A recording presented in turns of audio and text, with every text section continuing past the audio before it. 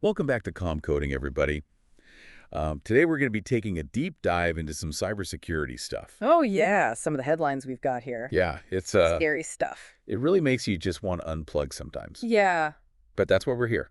exactly. We're going to dive into some of these stories. And we've got a whole stack of tech news articles here to sort through. Yeah, so let's just jump right in. Yeah, sounds good.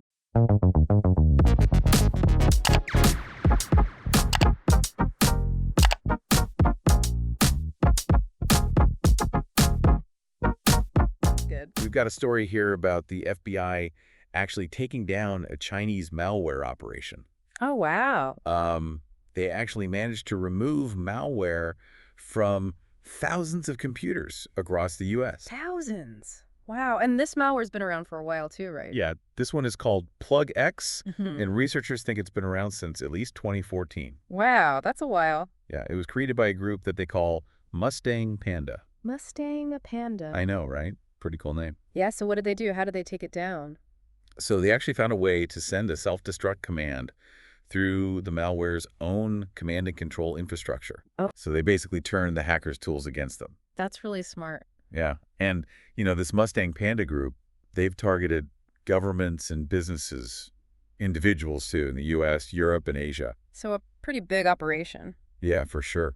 So, this takedown, it is significant, but it's a small victory. Right. It's a constant back and forth, Yeah, a cat and mouse game. right? As soon as you think you've got one thing figured out, something new pops up. And usually it's even more sophisticated than the last one. Exactly. And speaking of sophistication, Yeah. let's talk about deepfakes. Oh, yes. Deepfakes. The BlackBerry Global Threat Intelligence Report, they're predicting a whopping $40 billion in losses by Damn. 2027 due to deepfakes. $40 billion. I know. That is a scary number. I mean, I knew deepfakes could be really convincing, but I didn't realize they posed such a big financial threat. Well, and the tech's getting better, too. Yeah. It's advancing really quickly. So, I mean, what kind of damage can we expect? Are we talking CEOs authorizing fraudulent transactions? Oh, for sure. Things like that. Wow. Or, like you said, deepfake audio recordings used to steal sensitive information. Okay, this is starting to feel like a sci-fi movie. A little bit, right? It's getting a little too real for me. Yes, for sure. So, this is calm coding. Right. What about us in tech? Well, this is definitely relevant for us because imagine deepfakes being used to target tech companies. Oh, yeah. Okay. To steal intellectual property or spread disinformation that can damage a company's reputation. Yeah, that would be bad. Right. So it's not just about protecting our personal data anymore. It's about protecting the foundations of the tech industry. Oh, wow. Yeah, that's true. And then there's ransomware. Oh, yeah, I've heard about that. It's evolving in some terrifying ways, too. Uh-oh. There's this group called Codefinger that's been targeting AWS S3 storage buckets. So AWS S3, that's Amazon's cloud storage, right? A lot of developers rely on that to store their code and all sorts of critical data. Exactly. Yeah. And what Codefinger's doing is they're not just encrypting the data, they're actually using AWS's own encryption tools. Like, really? Mm-hmm. So they're hijacking Amazon's security features. Yeah, they're using it against its own users. Oh, that's sneaky. Yeah, they use server-side encryption, SSEC, Okay. and it gets worse. Oh, no. After they encrypt the data, they schedule it for dilution within a week. Oh, so there's like a ticking clock. Yeah, there's a very real possibility of permanent data loss. Okay, that's like a worst-case scenario for anyone using cloud storage. Especially for developers. Yeah. Who rely on it for their projects and their businesses. So what's the takeaway here? I mean, I think it's a reminder that even reputable cloud providers can be vulnerable to attack. right. And that we need to be proactive about securing our data even when it's in the cloud. Okay, so we've got self-destructing Chinese malware, Yeah. we've got AI deepfakes that can impersonate anyone, and now we've got ransomware that just obliterates your data. Yeah, it's a lot. What else is out there? What other cybersecurity horrors? Well, let's shift gears a little bit Okay. and talk about some of the vulnerabilities that are being exploited in popular software and services. Okay. So, for example, there's BeyondTrust.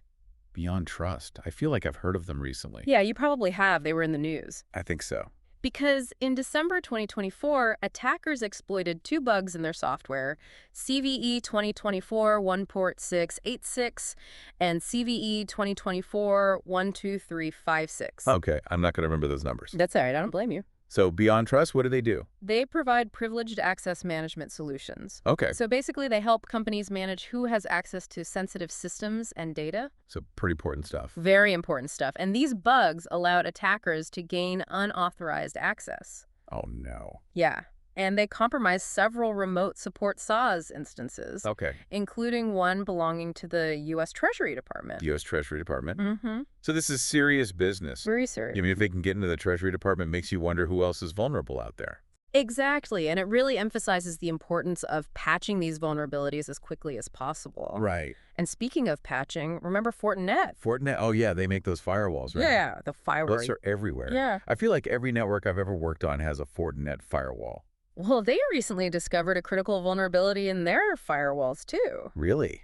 Oh, no. CVE 2024-55591, this one's called. Another one for the books. And this one allowed attackers to gain super admin privileges. Super admin. So basically complete control over the firewall and anything behind it. So they could, like, shut down entire networks or install ransomware or something? Yeah, basically. Oh, wow.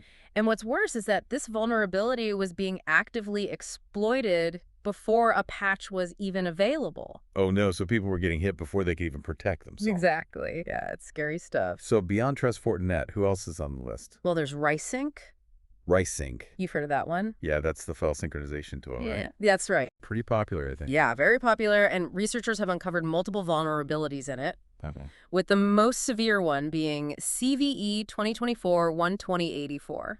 Okay, so another CVE number. What's this one do? This one is a remote code execution vulnerability. Remote code execution. So does that mean... So attackers could execute arbitrary code on affected systems. Oh, that's not good. No, it's not good at all. And a Shodan scan revealed over 660,000 potentially vulnerable Rsync instances. So it's everywhere. It's everywhere, from web servers to backup systems. Oh, man. So we're talking a potential security nightmare for anyone using Rsync. Pretty much, yeah. And just when you think it can't get any worse, we have the story of hackers abusing Google search ads and Google sites for phishing attacks. Oh, Google too. I always thought Google was pretty good at keeping their platforms secure. Me too. Well, no one's perfect. I guess not. So what's happening is that attackers are creating fake landing pages on Google sites and then running ads on Google Ads to promote them. But wouldn't that violate Google's ad policies? You'd think so, right? Yeah. But the attackers have found a loophole. Oh, no. What is it? So because the landing pages use a Google domain sites.google.com, Right. it appears legitimate and doesn't trigger any security alarms. So it looks like a real Google site. Exactly. It's like a wolf in sheep's clothing.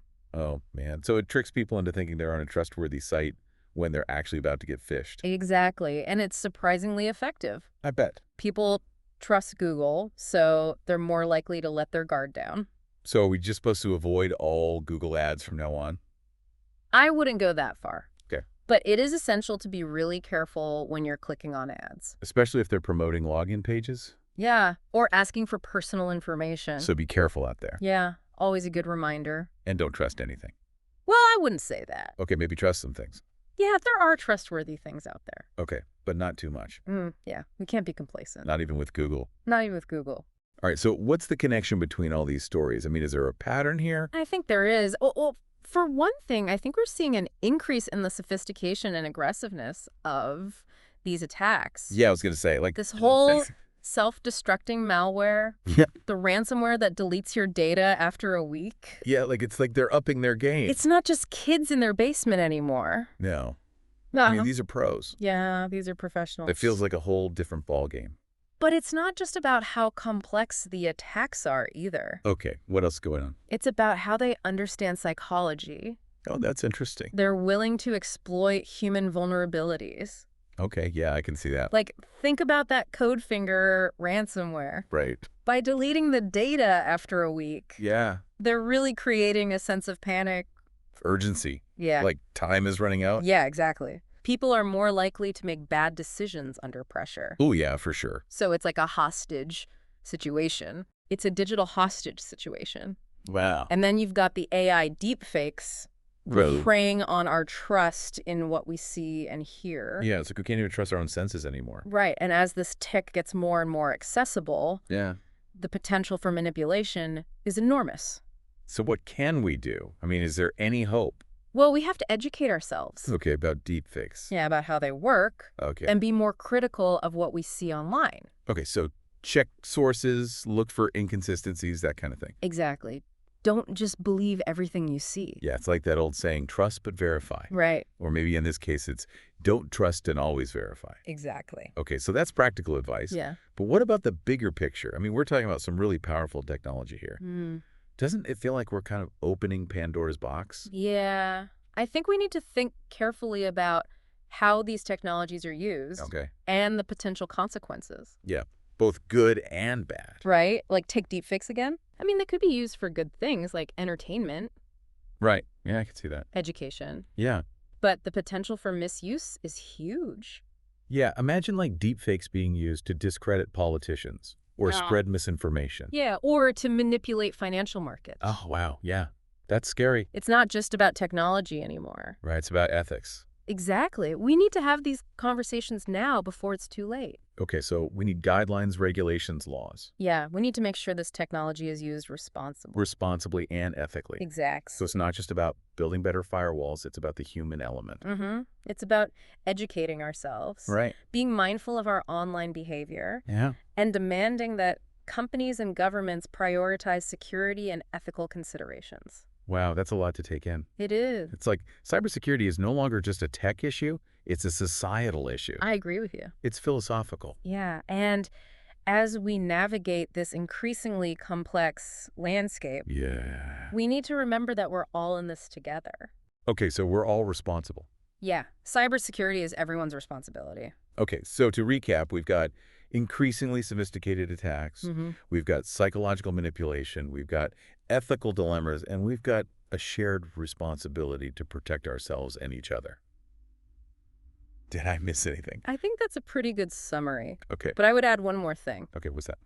It's about staying informed and adapting. To the changing threat landscape. Yeah, cybersecurity is not static. No, it's always changing. It's constantly evolving. So we need to evolve with it. Exactly. We need to stay up to date on the latest threats. Vulnerabilities, best practices. Yeah, and be willing to question our assumptions, challenge the status quo. Okay, so be proactive, be adaptable, be willing to learn. That's in a nutshell. Okay, but what does that look like in practice? What can we actually do? Well, there are a few things we can do both as individuals and as a collective. Okay, so we talked about how cybersecurity is everyone's responsibility and that we need to kind of be doing all these things to protect ourselves, but what can we actually do? Like, what are some concrete steps? What can developers do? What can tech companies do? What can, like, everyday users like me do to protect themselves? Well, I think one of the biggest things is security awareness and training for employees. Okay, so like educating people. Yeah, because human error is still a huge factor in all this. Oh, yeah, for sure. I've clicked on a phishing link or two in my day. We all have, right, and it's so easy to fall for those things or use a weak password. So you can have all the fancy tech in the world, Right. but if someone clicks on the wrong thing or gives away their password, It's game over. game over. Yeah, exactly. So what about the tech stuff? Like, what kind of security measures should we be using? Well, multi-factor authentication is a must-have these days. Oh, yeah, I've heard of that. You probably use it already. Yeah, probably. It adds that extra layer of security Right. by making you verify your identity in multiple ways. Like a code sent to your phone or Yeah. fingerprint scan or something. Exactly, yeah. And of course, strong password policies are super important too. So no more using password 123. No more password 123. Okay. Long, complex passwords, unique passwords for every account. Got it. And what about security audits? I feel like those are important too. Definitely, yeah. Security audits can help identify any weaknesses in your systems, Okay. so you can fix them before attackers find them. Right. So you're not just waiting for something bad to happen. Yeah, exactly. Yeah, be proactive. Speaking of proactive, Yeah. remember those BeyondTrust and Fortinet vulnerabilities we talked about earlier? Oh, yeah? It seems like new vulnerabilities are popping up all the time. All the time, yeah. How are we supposed to keep up? Well, there are tools and services out there that can help you stay up to date on all that. Okay, so like vulnerability scanners. Yeah, things like that. So they'll tell you like, hey, you need to patch this thing. Exactly. And then, of course, you need to actually patch it. Right. Don't just ignore it. Don't ignore those updates. Okay, so patch. Patch. Got it. But what happens if something bad does happen? Yeah. Like, what if there's a breach? That's why you need an incident response plan. Oh, okay, so you've got a plan in place. Yeah, you need to know what to do if something goes wrong. Okay, so be prepared. Yeah, be prepared. Got it. But with all this technology evolving so quickly, how can we possibly stay ahead of the bad guys? Well, I think collaboration is key. Okay, so work together. Yeah, share information. Okay, like what kind of information? About threats, about attack vectors, about best practices. Okay, so like if one company gets hit with something, Yeah, they share what happened with everyone else. exactly. So we can all learn from each other's mistakes. Right, because there's no point in everyone having to reinvent the wheel. Exactly. And there's some great organizations out there that are dedicated to cybersecurity research and collaboration. Okay, like what kind of organizations? Like OSPA. Okay, I've heard of them. Yeah, and SANS Institute. Okay, yeah, they do a lot of training and stuff. Yeah, so those are great resources. Yeah. Okay, so share information, collaborate, but what else? I mean, it feels like we're always playing catch-up. I think we need to start thinking about security from the very beginning. Okay, so like when we're designing new systems. Exactly. Yeah, we need to bake security into the design. Okay, so it's not just an afterthought. Right, it needs to be a core principle. Security by design, Exactly. not security as a Band-Aid. Right, and remember, it's not just about protecting ourselves. Okay, It's about protecting everyone. right, it's a shared responsibility. Mm-hmm. Okay, so collaborate, share information, think about security from the start, and we can make the digital world a safer place. Exactly. Awesome. Well, I think that's a great place to wrap up. Yeah. So to all of our listeners out there, thank you so much for joining us for this deep dive into cybersecurity. Stay informed, stay vigilant, and stay safe out there. And until next time, happy coding, everyone.